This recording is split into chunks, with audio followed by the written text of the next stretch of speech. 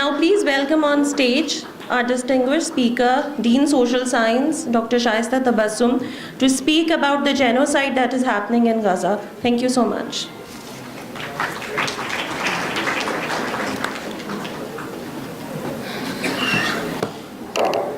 Bismillahirrahmanirrahim. Respected Vice Chancellor, respected Council Generals from Iran, Malaysia, Indonesia, Turkey, and representatives from Russia, students and faculty members, Assalamu alaikum. The topic which I have selected is actually related to the importance and what are the hidden objectives of the Israeli attack and then attempt to occupy the Gaza. This is in fact a very complex situation. The entire problem is deep-rooted, and it has many psychological, political, economic, geological and geographical reasons. When we say that it's politics is actually wild, and there is no rationality in politics. And especially in this particular matter, means when we are looking into the issue of Israel-Palestine conflict, the dilemma is that there is no rationality. Rather, all the illogical rationales have been given to justify the illegal occupation and attack of Israel over the Palestinian people. The recent decision of the International Court of Justice, the advisory opinion, says that it's now clear that it's a genocide. It's a genocide, systematic, planned, and complete genocide of the Palestinian people. And not only that, it's a violation of many treaties and conventions of international law. So international law principles has been thrown away. No legality, no rational, and nothing like that. And coming to the question that what are the objectives of Israel in taking over the Gaza is really very important, and that has not been highlighted by the media. I was looking into the documents and I found an important document by UNCTAD, that is the United Nations Conference on Trade and Development. It had given a report in 1999, and it says that huge reserves of fossil fuel have been discovered on the coast of Gaza, just few kilometers within, in fact, it's in the territorial waters of Gaza. The document says that there is around 122 trillion cubic feet of natural gas reserves found in the area. It's not been produced by me, it's the document. One can search on Google and you can find it. Along with the natural gas, there is 1.7 billion barrels of crude oil present in the coastal area of Gaza. And this actually tells us that why Israel is so adamant of taking over the entire Gaza. Despite of many efforts taken by the international community, whatever the efforts were, but Israel is so much determined to control over the entire Gaza. It is some of the Palestinian scholars, especially geologists, they said that Gaza is actually floating on oil. There is oil everywhere beneath the Gaza. And so that is the importance of the region, and the Israeli policy become very much apparent. It is also believed that if Palestinians be allowed to explore and exploit the resources, they will not be in need of any foreign aid. And in fact, that when it was discovered in 1999, the Palestinian Authority under Yasser Arafat was thinking to make Gaza just like Singapore.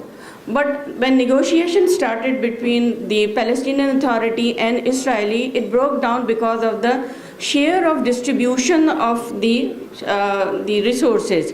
And then Second Intifada started, and Israel gradually and systematically introduced laws restricting the Palestinian Authority of not exploring and exploiting the oil from there. when we say that this brutality and this ruthless policy of Israel is going on, we see that just yesterday the Palestinian authorities have issued some data. It says that 30,000 people have so far been killed by this conflict, and out of that almost 50% are children. How could that be justified? I mean, killing of innocent children who have no role in whatever the policy the military people are pursuing with respect to say the policy of Hamas or any other. But how could any power kill innocent children? This is one. Then the Palestinian authorities also said that out of 35 hospitals, 31 have been completely destroyed. So no medical facility. 500 mosques, 26,000 people have been displaced. So it's a very sad story. It's the violation of how can we name the number of the treaties, because it's almost a violation of all international law. I mean, law is not there. No rule, no regulation. And important thing along with that is obviously that those who are supporting, they are the accomplices. It's not only Israel which is pursuing this policy, it is with the support of the big power. If you have been watching the news, you know that day before yesterday, United States has vetoed the resolution that was submitted in the Security Council.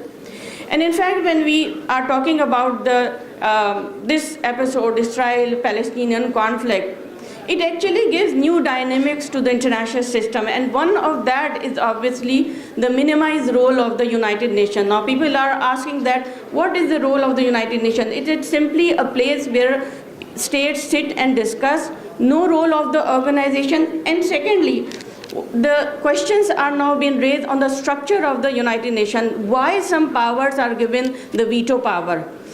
Above all, the right and the opinion of millions of people, only one state can easily veto the opinion of large number of, millions of people. Then another dimension, another dynamic of the international system is that this policy of Israel gives impetus to those states who have similar type of situation, where people are asking right of self-determination. And we cannot, if my presentation will not be complete if I'll not mention the people of Kashmir, because this is the same situation which the people of Kashmir are facing. The right of self-determination has been denied forcefully, suppressed. And another angle that has been added is the alignment of the non-state actors. How could the world community would avert the alignment of the non-state actors when the state themselves are reluctant to provide right and to support, to uphold the right of self-determination of some people? And the dilemma of this entire conflict is that the game of the rule is decided by the violators. The game of the rules are not decided on the basis of any principle, rather on the basis of power politics. And I think that this, whatever is happening, whatever is going on, will ultimately come to conclusion. And you will see that the same states will come for the reconstruction and rehabilitation of these people who they've been bombarding. And this is in fact the dilemma of this international community of states. This is that they come forward with another cloak, and that is the human rights protection and support of the people. And I think that what is happening here in this part of the world, history will never forget it. History will always remember those who have violated the law, those who have supported, and those who have stood by. But at the same time, history will also remember those people who raised their voice. And in fact, this is our responsibility to raise the voice, at least whatever our capacity. I just want to give one small poem which yesterday my daughter has sent to me, and it's very, very touchy. And it is by a Palestinian. It's a very small. He said, "If I must die, you must live to tell my story, to sell my things, to buy a piece of cloth and some strings, so that a child somewhere in Gaza, while looking heaven in the eye, awaiting his dad who left in a blaze, and bid no one farewell, not even to his flesh, not even to himself, sees the kite, my kite you made, flying up above, and think for a moment an angel is there, bringing back love. If I must die, let it bring hope, let it be a story. Thank you very much.